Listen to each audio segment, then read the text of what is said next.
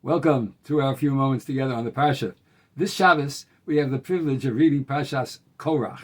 Right at the beginning of the Parsha, Korach foments a rebellion against Moshe Rabbeinu.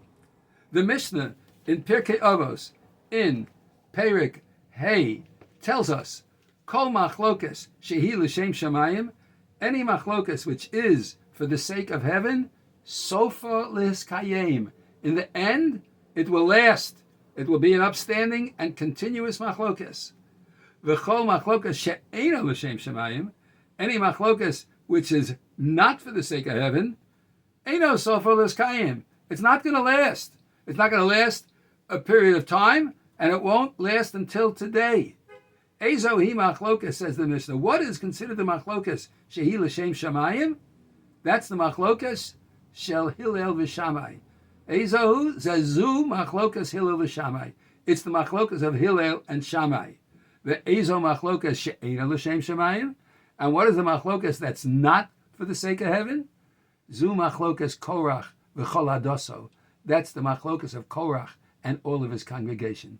2 points must be mentioned about that particular Mishnah. Number one, when it says that the machlokas, that's l'shem shamayim, is sofa lehiskayim, it's going to continue in the end to go on.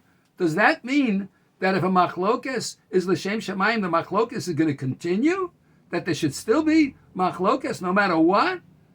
And the second point is, why is it that when it talked about the machlokas of Hillel and Shammai, it mentioned the two protagonists, Hillel and Shammai? Hillel felt that his way in the halacha was correct, and Shammai felt his way in the halacha was correct. So it mentions the two opposing sides.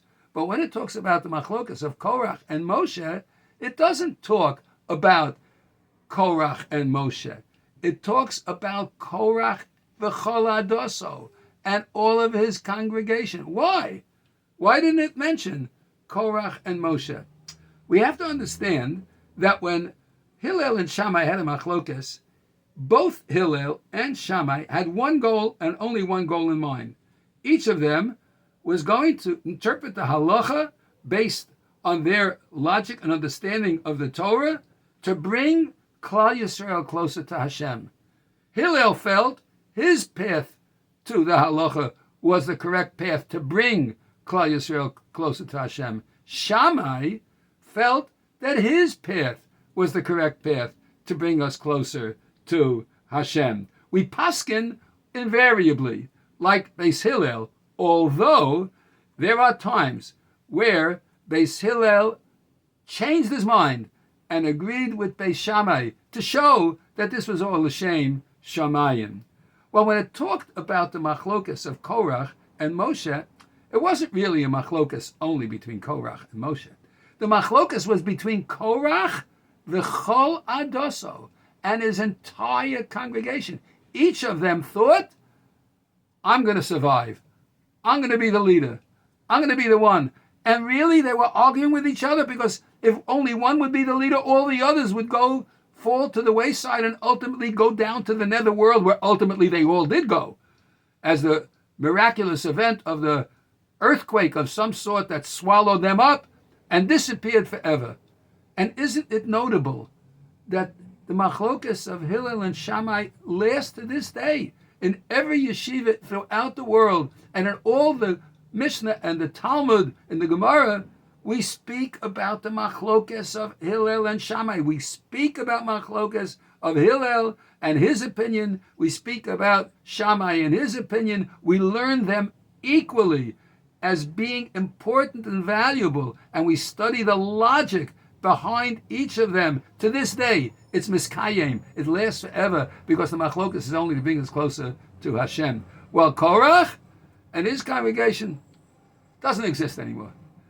There are people who are rebellious, of course, like Korach, but none of the arguments hold sway. They're all in the netherworld, and they all disappear. There is an interesting Gemara in Masechta Chagiga on Daf Yud Beis Amud Aleph at the bottom, where there's this discussion of what does the word shamayim mean. There are a number of opinions, but one of the opinions is that the word Shamayim is made up of two words, Eish Umayim, fire and water. There are no two greater protagonists in all the universe than Eish and Mayim, fire and water. One extinguishes the other. And yet, Eish Umayim got together to make Shamayim, the heavens, which everyone sees. As the Pasuk in Tehillim says, Hashamayim misaprim kavod keil.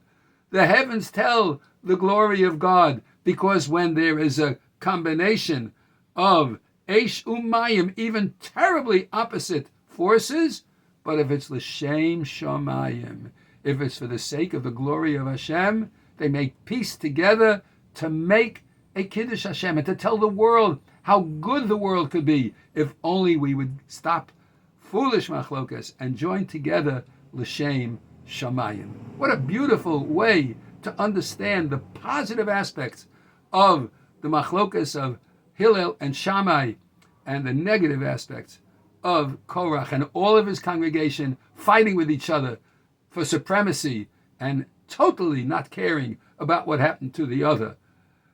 Hillel and Shammai, and the machlokas of Hillel and Shammai is the example of l'shem Shamayim, for the sake of the heavens. Comes Chodesh Tammuz, which we're in.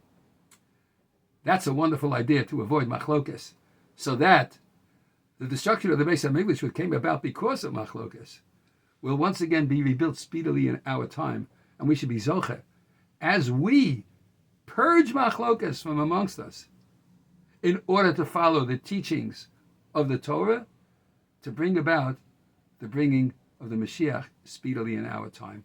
Have a wonderful, wonderful Shabbos. Shabbat Shalom Umevarach.